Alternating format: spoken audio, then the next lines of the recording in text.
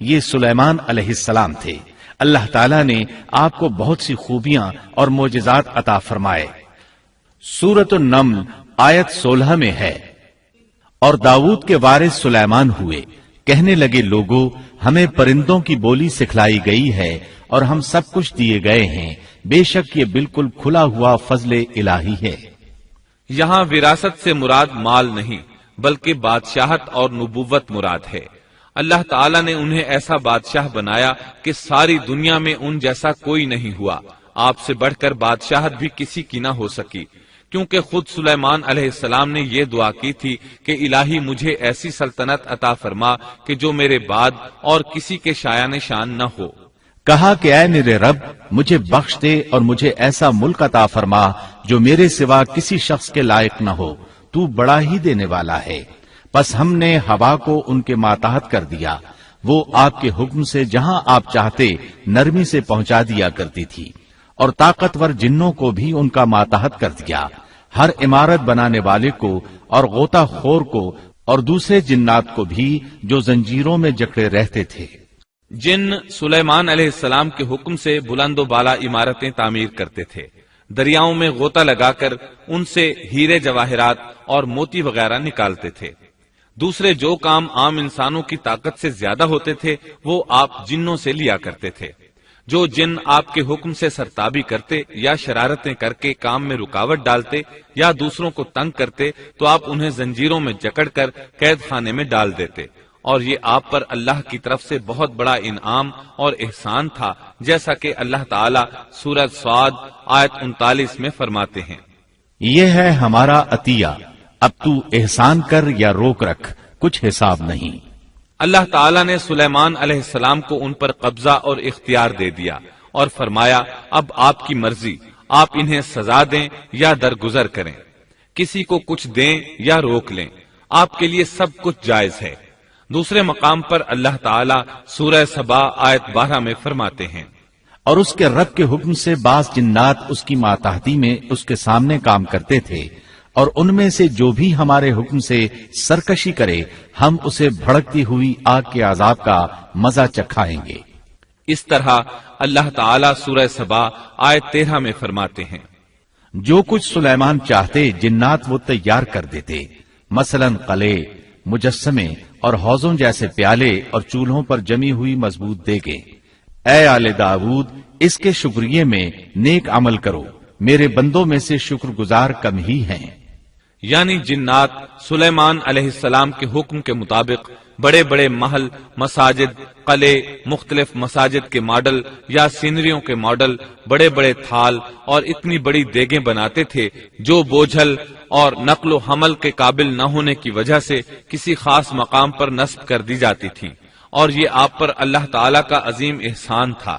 اس کے علاوہ دیگر معجزات سے بھی اللہ تعالیٰ نے آپ کو سرفراز فرمایا تھا، جیسا کہ سورۃ الانبیاء آیت 82 میں اللہ تعالیٰ فرماتے ہیں، اسی طرح بہت سے شیاطین بھی ہم نے اس کے تابع کیے تھے جو اس کے فرمان سے غوطہ لگاتے تھے، اور اس کے سوا بھی بہت سے کام کرتے تھے، ان کے نگہبان ہم ہی تھے۔ یہ تمام اقتدار اللہ تعالیٰ نے آپ کو عطا کیا تھا۔ آپ کے معجزات میں سے ایک معجزہ یہ بھی تھا کہ ہوا آپ کے لیے مسخر یعنی مطیع و فرما بردار تھی۔ اللہ تعالیٰ سورہ صاد آیت 36 میں فرماتے ہیں، بس ہم نے ہوا کو ان کے ماتحت کر دیا، وہ آپ کے حکم سے جہاں آپ چاہتے نرمی سے پہنچا دیا کرتی تھی۔ اللہ تعالیٰ سورۃ الانبیاء آیت 81 میں فرماتے ہیں، اور ہم نے تیز و تند ہوا کو سلیمان کے تابع کر دیا جو اس کے فرمان کے مطابق اس زمین کی طرف چلتی تھی جہاں ہم نے برکت دے رکھی ہے، اور ہم ہر چیز کا علم رکھنے والے ہیں۔ اسی طرح اللہ تعالیٰ سورہ سبا آیت 12 میں فرماتے ہیں، اور ہم نے سلیمان کے لیے ہوا کو مسخر کر دیا کہ صبح کی منزل اس کی مہینہ بھر کی ہوتی تھی اور شام کی منزل بھی مہینہ بھر کی ہوتی تھی۔ دیگر معجزات کی طرح اللہ تعالیٰ نے سلیمان علیہ السلام کو یہ معجزہ بھی عطا فرمایا کہ تیز و تند ہوا کو ان کا تابع فرمان بنا دیا۔ آپ اس ہوا کو جس طرح کا حکم دیتے وہ حکم کی تعمیل کرتی، اور اس طرح آپ ایک ماہ کا سفر چند گھنٹوں میں طے کر لیا کرتے تھے۔ داؤد علیہ السلام کو تو اللہ تعالیٰ نے لوہے کی ڈھلائی کا کام سکھایا تھا، جبکہ سلیمان علیہ السلام کو لوہے کی ڈھلائی کے علاوہ تانبے کی ڈھلائی کا فن بھی سکھایا۔ سورہ سبا آیت 12 میں اللہ تعالیٰ فرماتے ہیں، اور ہم نے اس کے لیے تانبے کا چشمہ بہا دیا۔ اس چشمے میں پانی کی بجائے تانبا بہتا تھا، آپ اس سے جو چاہتے بنا لیتے۔ آپ گھوڑوں کو بہت پسند فرماتے تھے، آپ کے پاس بہت سے گھوڑے تھے۔ اللہ تعالیٰ سورۃ صاد آیت 30 تا 33 میں فرماتے ہیں، اور ہم نے داؤد کو سلیمان عطا فرمایا جو بڑا اچھا بندہ تھا اور بے حد رجوع کرنے والا تھا۔ جب ان کے سامنے شام کے وقت تیز رو خاصے کے گھوڑے پیش کیے گئے تو کہنے لگے، میں نے ان گھوڑوں پر اپنے پروردگار کی یاد کو ترجیح دی، یہاں تک کہ آفتاب غروب ہو گیا۔ ان گھوڑوں کو دوبارہ میرے سامنے لاؤ۔ پھر تو ان کی پنڈلیوں اور گردنوں پر ہاتھ پھیرنے لگے۔ گھوڑے 20,000 سے زائد تھے۔ گھوڑوں کے معائنے میں ان کا روزمرہ کا ذکر رہ گیا، تب انہیں ذکر الہی کا خیال آیا، جس پر انہیں سخت صدمہ ہوا اور کہنے لگے کہ میں گھوڑوں کی محبت میں اتنا گم ہو گیا کہ سورج غروب ہو گیا۔ تو ان گھوڑوں کو دوڑایا کہ وہ نظروں سے اوجھل ہو گئے۔ پھر انہیں دوبارہ طلب کیا اور پیار محبت سے ان کی پنڈلیوں اور گردنوں پر ہاتھ پھیرنا شروع کر دیا۔ امام بخاری نے ابو ہریرہ رضی اللہ عنہ سے روایت کی ہے کہ ایک مرتبہ سلیمان علیہ السلام نے ارادہ کیا کہ اس شب میں اپنی بیویوں کے ساتھ ازدواجی فریضہ ادا کروں گا تو میری ہر ایک بیوی سے لڑکا پیدا ہوگا اور وہ میدان جہاد کا مجاہد بنے گا، لیکن اس ارادے کے ساتھ انشاءاللہ کہنا بھول گئے۔ اللہ تعالیٰ کو جلیل القدر پیغمبر کا یہ طرز پسند نہ آیا، چنانچہ اللہ تعالیٰ نے سلیمان علیہ السلام کے اس دعوے کو اس طرح غلط ثابت کر دیا کہ تمام بیویوں میں سے صرف ایک بیوی کے ہاں مردہ بچہ پیدا ہوا۔ تب سلیمان علیہ السلام کو احساس ہوا کہ یہ انشاءاللہ نہ کہنے کا نتیجہ ہے، چنانچہ انہوں نے فوری توبہ کی اور انشاءاللہ کہنے کو اپنا معمول بنا لیا۔ اللہ تعالیٰ نے آپ کو فیصلہ کرنے کی زبردست صلاحیت عطا فرمائی تھی۔ سورۃ الانبیاء آیت 87 میں ہے، اور داؤد اور سلیمان کو یاد کیجئے جبکہ وہ کھیت کے معاملے میں فیصلہ کر رہے تھے کہ کچھ لوگوں کی بکریاں اس میں چر چگ گئی تھیں اور ان کے فیصلے میں ہم موجود تھے۔ ہوا یہ کہ دو آدمی ہمسائے تھے، ان میں جھگڑا ہو گیا۔ ان میں سے ایک کے پاس کھیت تھا، اس میں اس نے فصل بو رکھی تھی، دوسرے کے پاس کچھ بکریاں تھیں۔ بکریوں کا چرواہا رات کے وقت دیوار والے دروازے کو بند کر دیتا تھا تاکہ بکریاں نکل کر فصل کو نقصان نہ پہنچائیں۔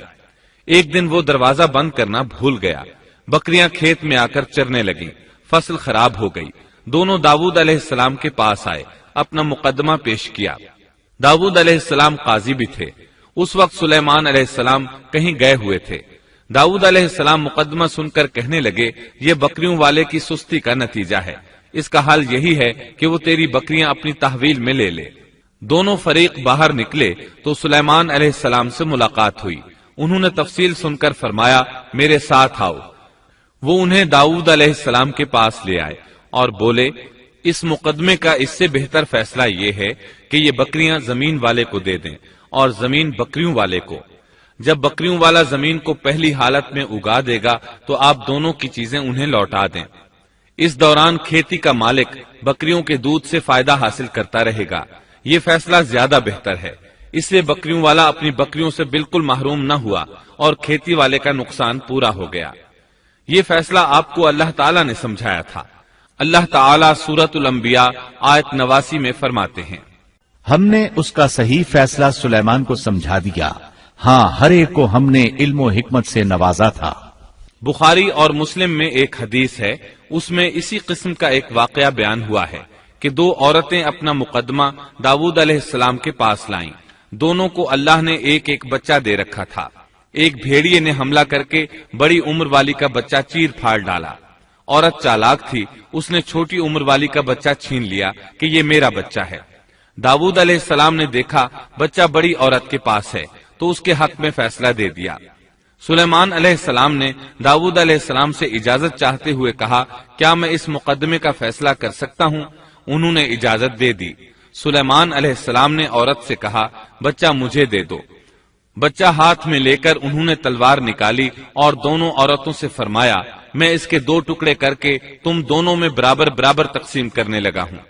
یہ سن کر بڑی عورت بولی کہ ٹھیک ہے، جبکہ چھوٹی عورت مامتا کی وجہ سے چلا اٹھی کہ آپ اسے زندہ رہنے دیں اور اسے دے دیں۔ یہ سنتے ہی سلیمان علیہ السلام بول اٹھے، تو ہی اس کی ماں ہے، جس سے اپنے بچے کے ٹکڑے دیکھنا برداشت نہ ہو سکا، پھر بچہ اسے دے دیا۔ سلیمان علیہ السلام کا ایک تیسرا واقعہ قرآن میں یوں ہے، سورۃ النمل آیت 17 اور 18 میں ہے، اور سلیمان کے سامنے ان کے تمام لشکر جنات، انسان اور پرندوں میں سے جمع کیے گئے، ہر قسم الگ الگ کھڑی کر دی گئی۔ جب وہ چیونٹیوں کے میدان میں پہنچے تو ایک چیونٹی نے کہا، اے چیونٹیوں، اپنے اپنے گھروں میں گھس جاؤ، ایسا نہ ہو کہ بے خبری میں سلیمان اور ان کا لشکر تمہیں روند ڈالے۔ ان تمام لشکروں کو اکٹھا کیا گیا تھا۔ اللہ تعالیٰ نے چیونٹی کی یہ بات سلیمان علیہ السلام کو سنوا دی۔ سورہ نمل آیت 19 میں ہے، اس کی اس بات پر سلیمان مسکرا کر ہنس پڑے اور دعا کرنے لگے کہ اے پروردگار، تو مجھے توفیق دے کہ میں تیری ان نعمتوں کا شکر بجا لاؤں جو تو نے مجھ پر انعام کی ہیں، اور میں ایسے نیک اعمال کرتا رہوں جن سے تو خوش رہے، اور مجھے اپنی رحمت سے نیک بندوں میں شامل فرما۔ آپ کا ایک واقعہ ملکہ بلقیس کے ساتھ پیش آیا۔ سورہ نمل آیت 20 تا 25 میں ہے، آپ نے پرندوں کی دیکھ بھال کی اور فرمانے لگے، کیا بات ہے کہ ہدہد نظر نہیں آ رہا؟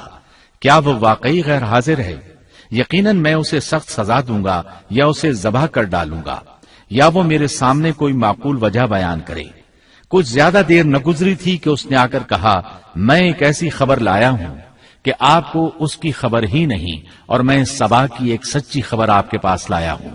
میں نے دیکھا ہے کہ ان کی بادشاہ ایک عورت ہے جسے ہر قسم کی چیز سے کچھ نہ کچھ دیا گیا ہے، اور اس کا تخت بھی بڑا عظیم ہے۔ میں نے اسے اور اس کی قوم کو اللہ تعالیٰ کو چھوڑ کر سورج کو سجدہ کرتے ہوئے پایا ہے۔ شیطان نے ان کے کام مزین کر کے انہیں دکھلا کر سیدھے راستے سے ہٹا دیا ہے، پس وہ ہدایت پر نہیں آتے کہ اسی اللہ کو سجدہ کریں جو آسمانوں اور زمینوں کی پوشیدہ چیزوں کو باہر نکالتا ہے، اور جو کچھ تم چھپاتے اور ظاہر کرتے ہو وہ سب کچھ جانتا ہے۔ ہدہد نے اللہ تعالیٰ کی یہ صفت اس لیے بیان کی کہ یہ اپنی حس کے ذریعے زمین میں پانی والے حصے کا پتہ چلا لیتا ہے۔ سلیمان علیہ السلام کو بھی یہی ہدہد بتایا کرتا تھا کہ پانی کہاں ہے، پھر آپ جنات کے ذریعے پانی نکلواتے تھے۔ یہ اطلاع سن کر سلیمان علیہ السلام حیران ہوئے۔ آپ نے ہدہد سے کہا، ہم ابھی تمہاری بات کی تصدیق کر لیتے ہیں۔ سورہ نمل آیت 27 اور 28 میں ہے، سلیمان نے کہا، اب ہم دیکھیں گے کہ تو نے سچ کہا ہے یا تو جھوٹا ہے۔ میرے اس خط کو لے جا کر انہیں دے دے، پھر ان کے پاس سے ہٹ آ اور دیکھ کہ وہ کیا جواب دیتے ہیں۔ آپ نے ایک خط لکھ کر اسے دیا۔ ہدہد وہ خط لے کر ملکہ بلقیس کے محل پہنچا۔ خط اس کے سامنے گرا کر خود دیوار پر جا بیٹھا۔ خط دیکھ کر ملکہ بلقیس نے کہا، وہ کہنے لگی، اے سردارو، میری طرف ایک باوقت خط ڈالا گیا ہے جو سلیمان کی طرف سے ہے، اور جو بخشش کرنے والے مہربان اللہ کے نام سے شروع ہے۔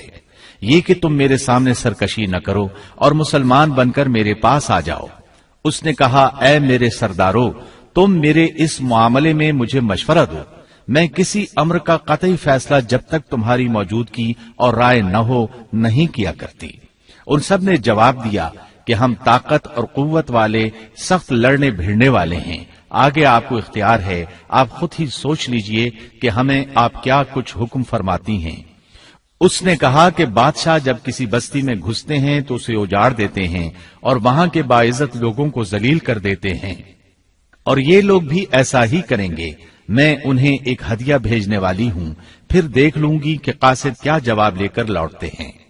ملکہ بلقیس یہ اندازہ کرنا چاہتی تھی کہ سلیمان علیہ السلام کس قسم کے بادشاہ ہیں، اور یہ کہ وہ ان کے خلاف لڑ سکیں گے یا نہیں۔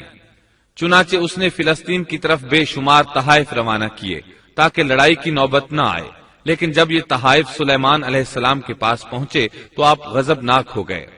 بس جب قاصد سلیمان کے پاس پہنچا تو آپ نے فرمایا، کیا تم مال سے مجھے مدد دینا چاہتے ہو؟ مجھے تو میرے رب نے اس سے بہت بہتر دے رکھا ہے جو اس نے تمہیں دیا ہے، بس تم ہی اپنے تحفے سے خوش رہو۔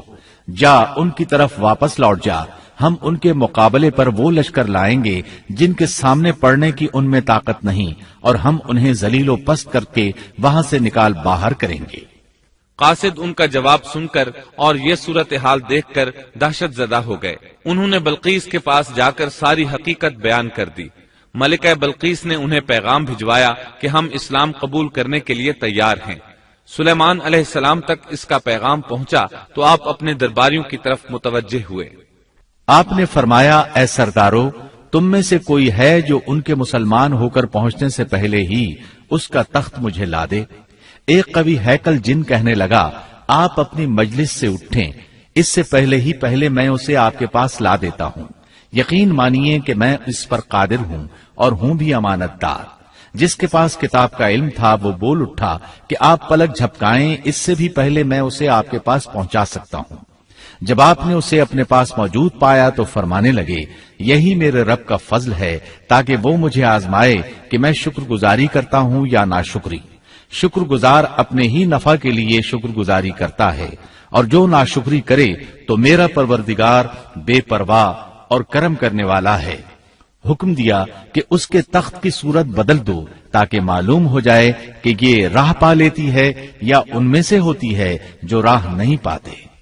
تخت لانے والے آدمی کے متعلق جو یہ آیا ہے کہ اس کے پاس کتاب کا علم تھا، تو مفسرین کا اس کے بارے میں اختلاف ہے کہ وہ کون تھا۔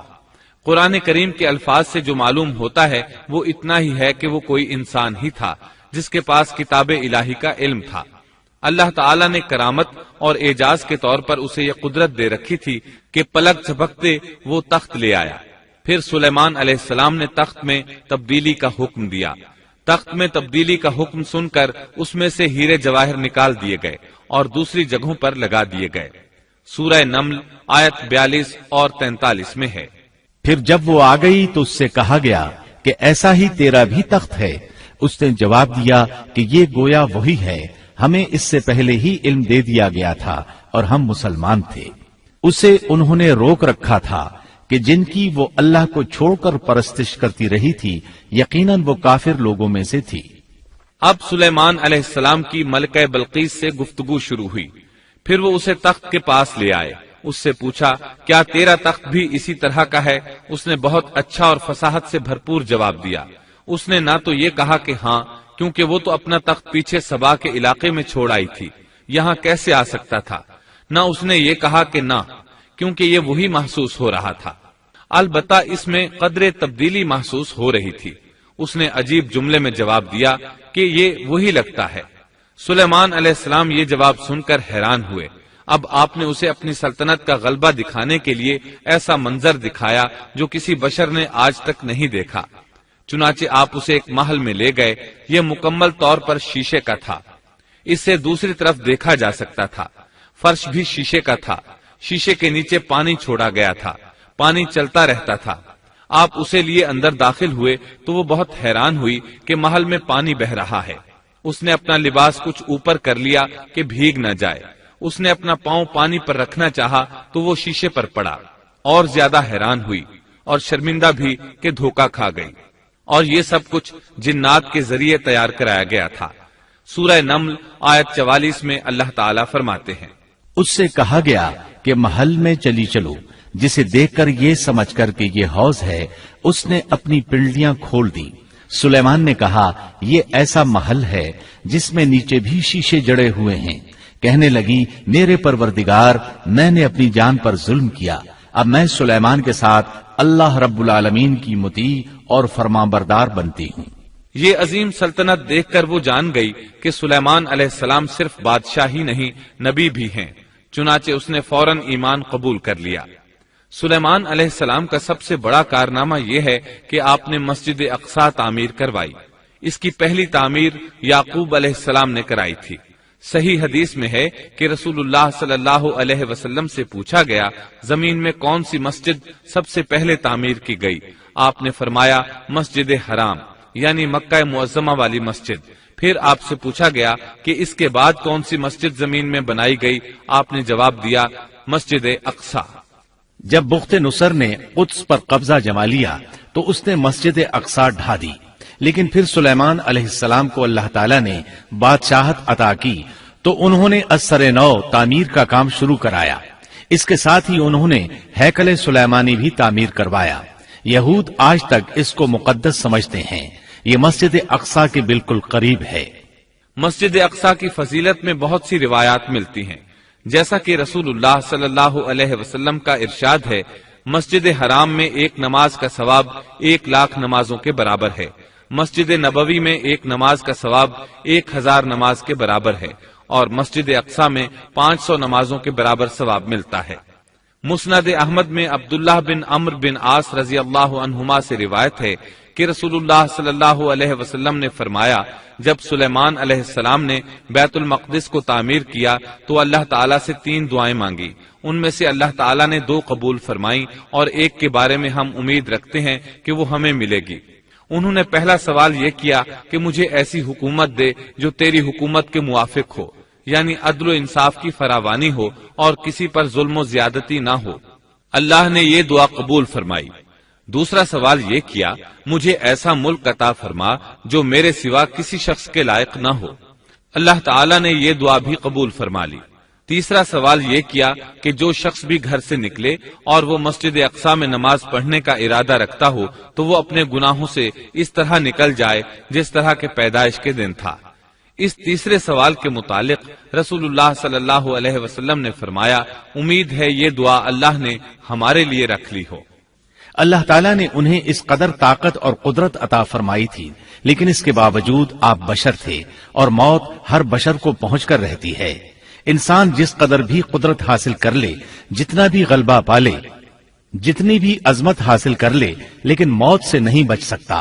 اللہ تعالیٰ نے تو نبی کریم صلی اللہ علیہ وسلم کے متعلق فرمایا ہے، سورۃ الزمر آیت 30 میں ہے، بے شک خود آپ کو بھی موت کا مزہ چکھنا ہے اور یہ سب بھی مرنے والے ہیں.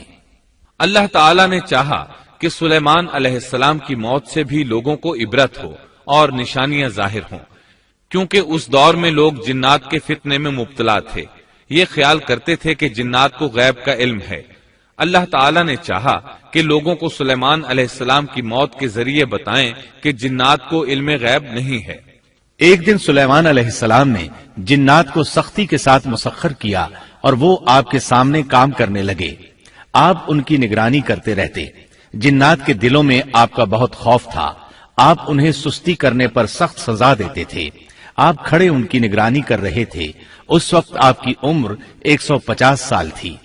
جنات بیت المقدس کی تعمیر میں مصروف تھے. ایسے میں آپ نے اپنا عصا پکڑا اور اس پر اپنی ہتھیلیاں ٹکا دی، پھر ہتھیلیوں پر اپنا سر رکھ دیا. اس طرح ان کی نگرانی کرتے رہے. اسی حالت میں اللہ تعالیٰ نے آپ کی روح قبض کر لی، تاہم آپ کی آنکھیں کھلی رہیں. ادھر جن مسلسل کام میں لگے رہے. وہ یہی خیال کرتے رہے کہ سلیمان علیہ السلام زندہ ہیں اور انہیں دیکھ رہے ہیں. آپ کا خلیفہ آیا تو وہ جان گیا آپ انتقال کر گئے ہیں، لیکن اس نے بھی جنات پر یہ بات ظاہر نہ کی. اس طرح 2 سال گزر گئے. جن اس قدر سخت نگرانی پر حیران تھے. وہ دیکھ رہے تھے کہ 2 سال سے سلیمان علیہ السلام نے حرکت تک نہیں کی، پلک تک نہیں جھپکی. ادھر اللہ تعالیٰ نے دیمک کو سلیمان علیہ السلام کے عصا پر مسلط کر دیا. وہ اندر اندر لاٹھی کو کھوکھلا کرتی رہی. آخر لاٹھی ٹوٹ گئی. سلیمان علیہ السلام زمین پر گر گئے. اس وقت جنات کو پتا چلا کہ انہیں فوت ہوئے تو عرصہ دراز ہو چکا ہے. تب انسانوں کو بھی معلوم ہو گیا کہ جنات کو غیب کا علم نہیں ہے. اللہ تعالیٰ سورہ سبا آیت 14 میں فرماتے ہیں، پھر جب ہم نے ان پر موت کا حکم بھیج دیا تو ان کی خبر جنات کو کسی نے نہ دی سوائے گھن کے کیڑے کے جو ان کے عصا کو کھا رہا تھا. پس جب سلیمان گر پڑے تو اس وقت جنات نے جان لیا کہ اگر وہ غیب دان ہوتے تو اس ذلت کے عذاب میں مبتلا نہ رہتے. اس طرح اللہ تعالیٰ نے لوگوں کو مطلع کر دیا کہ جنات بھی مخلوق ہیں، غیب دان نہیں. اللہ تعالیٰ ہی ان پر قادر ہے. اور اسی کے ساتھ سلیمان علیہ السلام کا قصہ اپنے اختتام کو پہنچا.